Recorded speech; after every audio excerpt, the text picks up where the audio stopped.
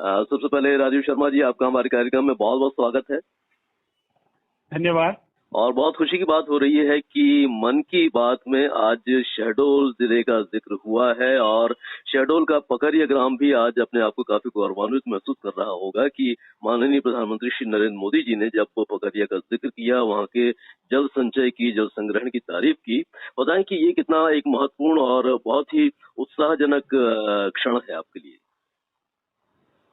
मैं बहुत आभारी हूँ माननीय प्रधानमंत्री जी का और पूरे शहडोल संभाग के लोगों की तरफ से भी उनका शुक्रिया व्यक्त करता हूँ कि शहडोल के पुरुषार्थ को उन्होंने मन की बात में आज रेखांकित करके पूरे विश्व के सामने रखा है और इससे शहडोल के लोगों का मनोबल बढ़ा है।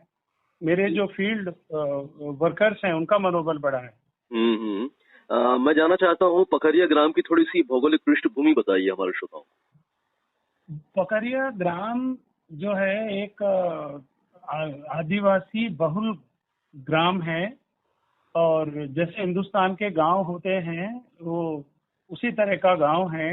खेत हैं, हरियाली है, कच्ची सड़कें हैं और प्रधानमंत्री जी को हम वहाँ लेकर गए थे तो वो लालपुर जो हमारी हवाई पट्टी है उससे करीब 5 किलोमीटर है और पकरिया गांव में सबसे ज्यादा गौंड आदिवासी हैं, बैगा हैं, कोल हैं और इसके अलावा अन्य समाज के लोग भी हैं, लेकिन आदिवासी बहुल है।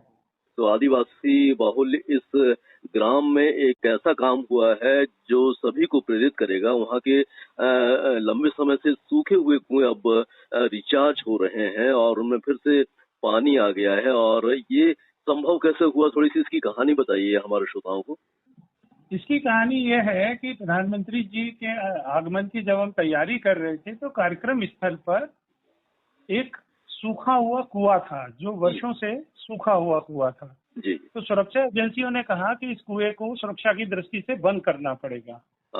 तो मैंने प्रतिरोध किया। मैंने कहा कि नहीं, हम इसको बंद नहीं करेंगे, हम इसको पुनर्जीवित करेंगे प्रधानमंत्री जी के दौरे के बाद। जी। तो प्रधानमंत्री जी का दौरा तो संपन्न हो गया, लेकिन मुझे अपनी बात याद रही। तो दौरे के 5 दिन बाद मैं वहाँ कृषि विभाग के अधिकारियों, संभाग भर के कृषि अधिकारियों को लेकर वहाँ गया। वहाँ हमने एक वर्कशॉप की।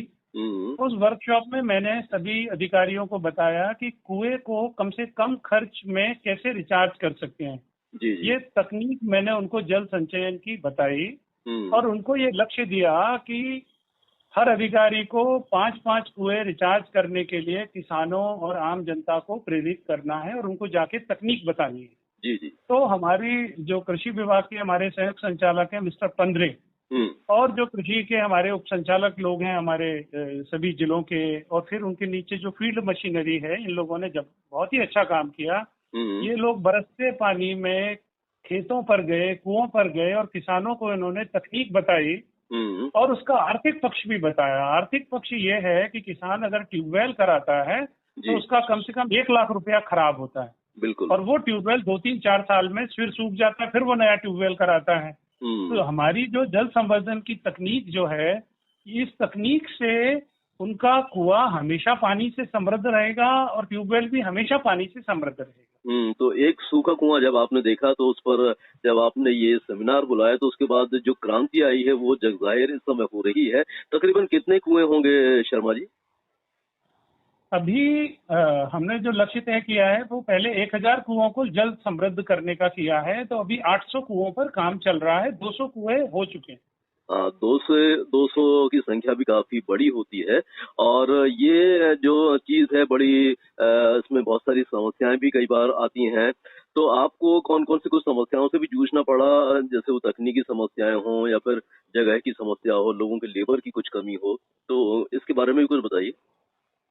देखिए, सबसे बड़ी समस्या होती है कि किसान को उस काम के लिए प्रेरित करना कि जिस काम से उसको लाभ है लेकिन वो जानता नहीं है।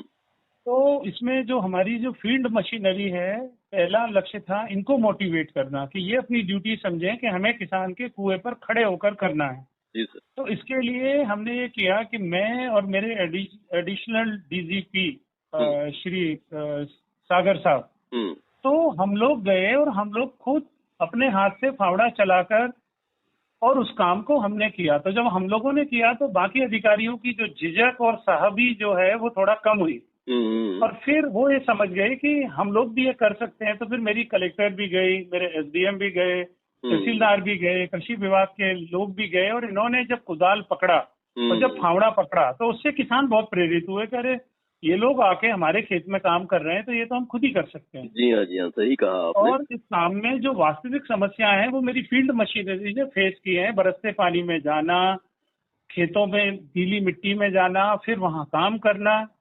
तो ये सारा परिश्रम मेरी फील्ड मशीनरी का, कृषि विभाग के और राजस्व के जो मैदानी अधिकारी कर्मचारी हैं और ग्रामीण विकास के, उन्होंने उन समस्याओं को वास्तव में झेला।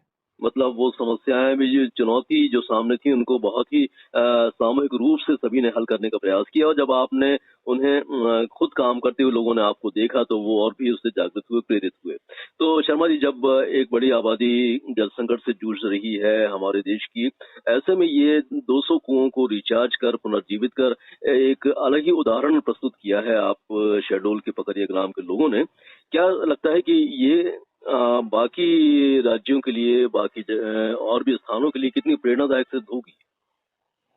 ये माननीय प्रधानमंत्री जी ने आज इसके बारे में जिस प्रकार से लोगों को प्रेरित किया है, तो मुझे विश्वास है कि देश भर के किसान जल संचयन के और वर्षा जल से कुएं और नलकूप को पुनर्जीवित करने की इस काम के लिए जबरदस्त प्रेरित होंगे।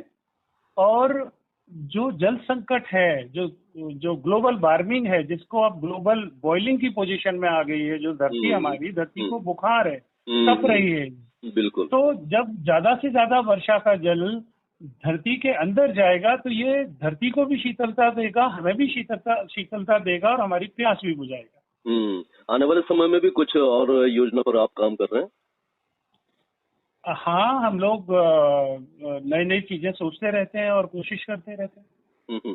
तो चलिए राजू शर्मा जी, हम आपको बहुत बहुत शुभकामनाएं देते हैं कि आने वाले समय में जो आपने और भी लक्ष्य रख रखा है 800 कुओं को पुनर्जीवित करने का, उन्हें लबालब भरने का, इस प्रयास में भी आपको पूरी सफलता मिलेगी, हम ऐसी कामना करते हैं। आपने जो इतना समय दिया उसके लिए आपका बहुत बहुत आभार। बहुत बहुत आभार आपका भी। धन्यवाद।